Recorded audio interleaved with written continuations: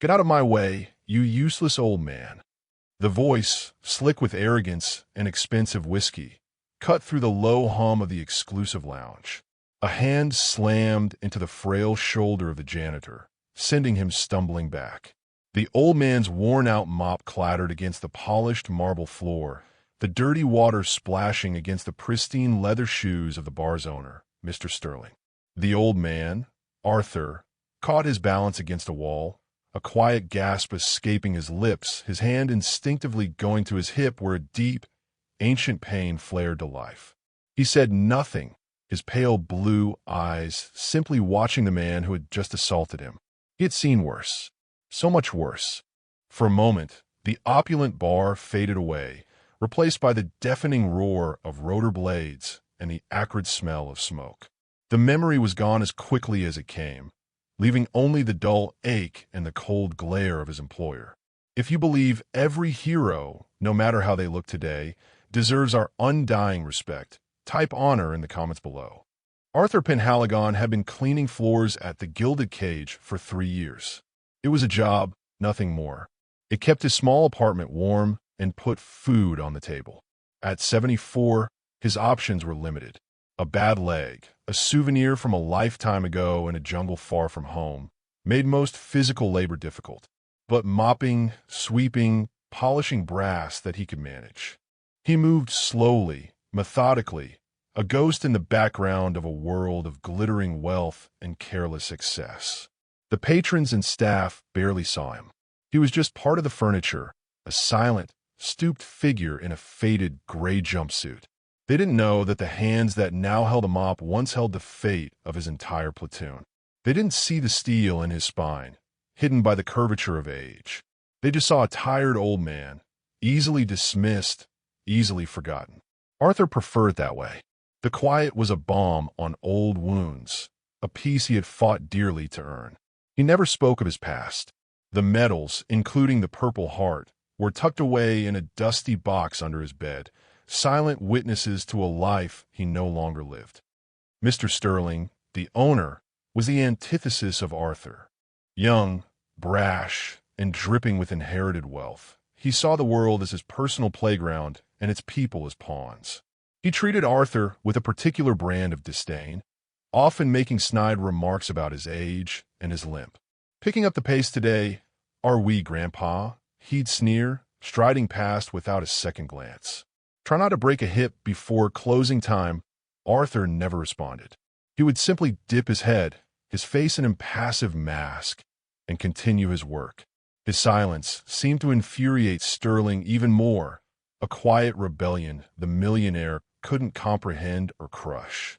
To Sterling, Arthur was a failure, a living symbol of everything he despised: age, poverty, and irrelevance. The fact that this old man existed in his pristine establishment was a constant, low-level irritation. The tension had been building for weeks. A new, younger bartender named Chloe watched with growing unease. She saw the quiet dignity in Arthur's posture, the way he never complained, the flicker of something deep and unbreakable in his eyes. She often tried to talk to him, offering him a coffee or a kind word, but he remained polite and distant. She also saw the escalating cruelty in Mr. Sterling's behavior. It was as if he was trying to provoke a reaction, to force the old man to break. Tonight was the culmination of that cruelty. Sterling was entertaining a group of wealthy investors, his voice booming as he bragged about his success. He was leading them on a tour of the bar when he encountered Arthur mopping up a small spill near the VIP section. That's when he shoved him. Arthur slowly bent down, his joints protesting, to retrieve his fallen mop.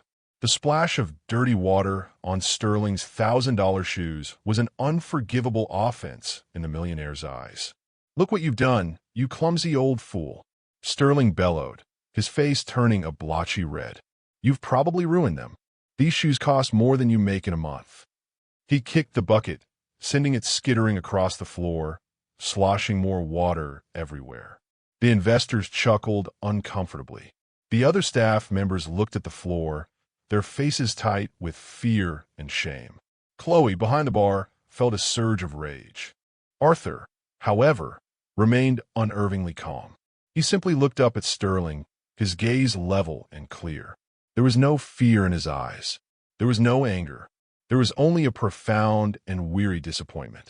"It was an accident, sir," Arthur said, his voice quiet but steady. "I will clean it up." That quiet defiance was the final match on Sterling's short fuse. He stepped forward, looming over the old man. "You will clean it up? You'll be lucky if you still have a job after this. You are pathetic. A relic.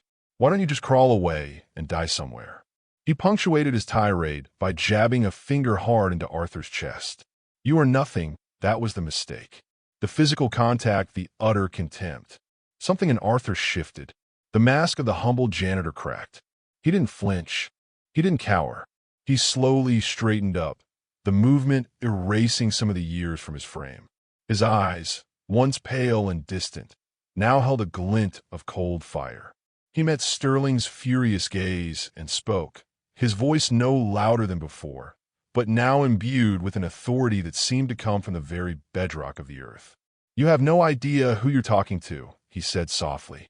He then turned his head slightly toward Chloe, who was already pulling out her phone, her hands trembling. "Chloe," he said, his voice calm, "call the number in my wallet. Tell them Lancer is compromised." The name meant nothing to Sterling. It sounded like nonsense. "Lancer? What are you, some kind of deluded old spy? You finally lost it. Get out. You're fired," he screamed, his spittle flying. But Chloe's eyes were wide. She had seen Arthur's wallet once when he dropped it. Inside, behind a faded picture of a young woman, was a simple laminated card with a single name, General Thompson, and a phone number. She had always wondered about it. Now, with a sense of dawning awe, she dialed. She repeated Arthur's words, her voice shaking. "He said to tell you, Lancer is compromised." There was a pause on the other end of the line, then a sharp intake of breath. A deep, gravelly voice responded with two words that chilled her to the bone. "Stay put." Less than 8 minutes later, the world outside the gilded cage dissolved into chaos. The distant wail of sirens grew into a deafening scream. Blue and red lights painted the street in frantic, strobing colors. But these weren't police cars. 3 gleaming black SUVs, the kind you only see in movies, screeched to a halt, boxing in the entrance to the bar. Men in dark suits and earpieces emerged, moving with a fluid, disciplined grace that spoke of elite training. They didn't ask for permission. They established a perimeter, clearing bewildered pedestrians from the sidewalk and blocking traffic. The street was sealed. Sterling and his investors rushed to the window, their faces pale with confusion and fear. "What in God's name is happening?" one of them stammered. Sterling, for the first time, looked genuinely scared. This was a level of power and authority he couldn't buy.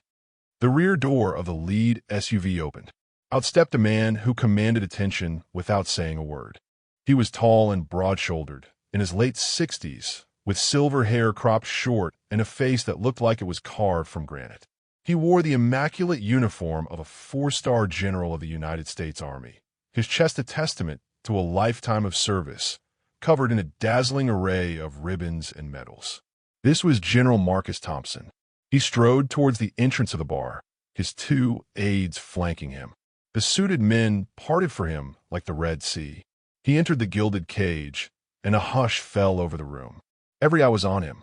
His gaze swept the opulent lounge, dismissing Sterling and his cohort as if they were dust motes in the air. His eyes found the stooped figure of the old janitor standing by his overturned bucket. The general's stone-faced expression instantly melted away, replaced by one of profound shock, concern, and overwhelming respect. He marched directly toward Arthur, his polished boots clicking sharply on the marble. He stopped 2 feet in front of him, his posture ramrod straight. Then, in an act that sent a collective gasp through the room, General Thompson snapped to the most rigid and perfect salute Sterling had ever seen. "Colonel Penhaligon, sir," the general's voice boomed, filled with an emotion that bordered on reverence. "It is an honor to see you again." Arthur slowly, painfully straightened his back, and the years seemed to fall away. He returned the salute with a tired but precise motion. "At ease, Marcus," Arthur said softly. "It's just Arthur now." The general lowered his hand, but remained at attention. He looked from Arthur's faded jumpsuit to the sneering, terrified face of Mr. Sterling. The general's eyes narrowed into slits of cold fury. "I received a distress call," he said, his voice dropping to a dangerous growl. "A call I haven't heard in 30 years. A call reserved for an operator in mortal danger." "What happened here, Colonel?" Sterling, dumbfounded, finally found his voice. "Colonel? What is this nonsense? This man is my janitor. He's a nobody. He was fired for incompetence." General Thompson turned his head so slowly towards Sterling that it was menacing. The full weight of his 4-star rank seemed to press down on the millionaire, suffocating him. "You fired him," the general repeated, each word a chip of ice. "You stand in the presence of a living legend, a hero who this nation owes a debt it can never repay, and you call him a nobody." He took a step closer to Sterling, who involuntarily shrank back. "This nobody is Colonel Arthur Lancer Penhaligon, United States Army Special Forces. The man who led the single most daring rescue mission in the last 50 years. The man who went behind enemy lines, alone, to retrieve a captured pilot from a camp they said was impenetrable. That pilot was me." The room was utterly silent.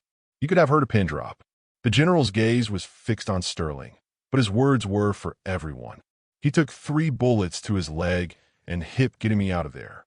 He carried me on his back for 2 days through dense jungle, fighting off patrols the entire way.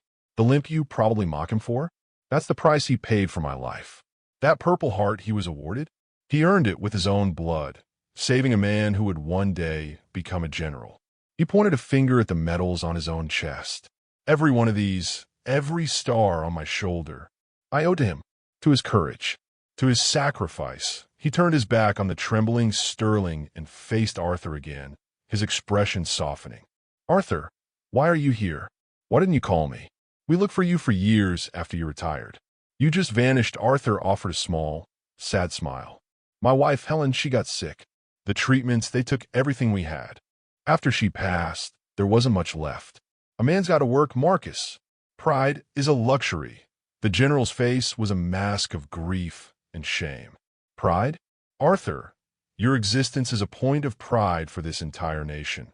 He looked around the silent bar, his eyes burning with righteous anger. "And this is how we treat our heroes? We let them mop the floors for arrogant children who've never known a day of hardship in their pampered lives." He turned back to Sterling, his voice now dangerously low. "You put your hands on this man. You shoved a decorated war hero, a recipient of the Distinguished Service Cross. You are a disgrace." Sterling was ashen.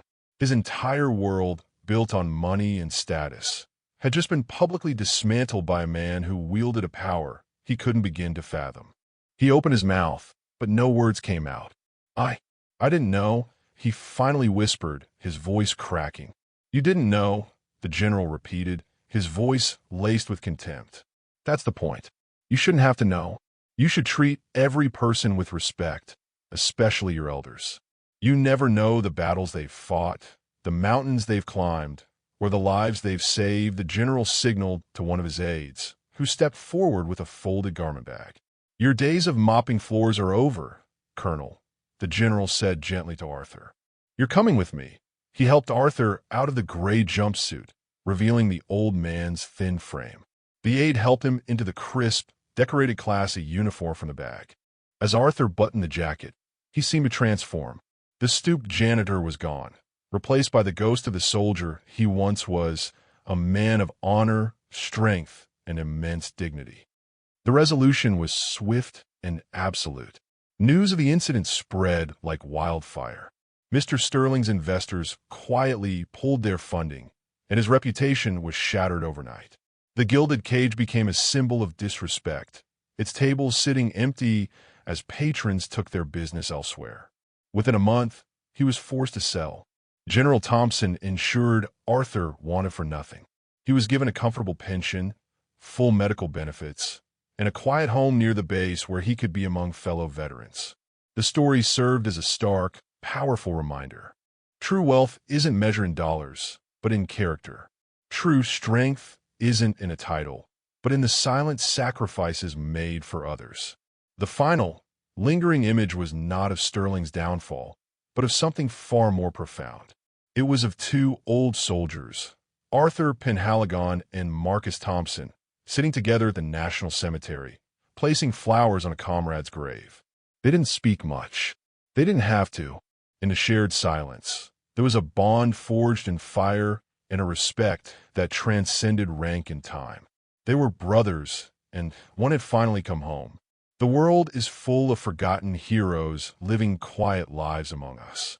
If you believe their stories must be told and their sacrifices honored, subscribe to this channel and help us ensure they are never forgotten.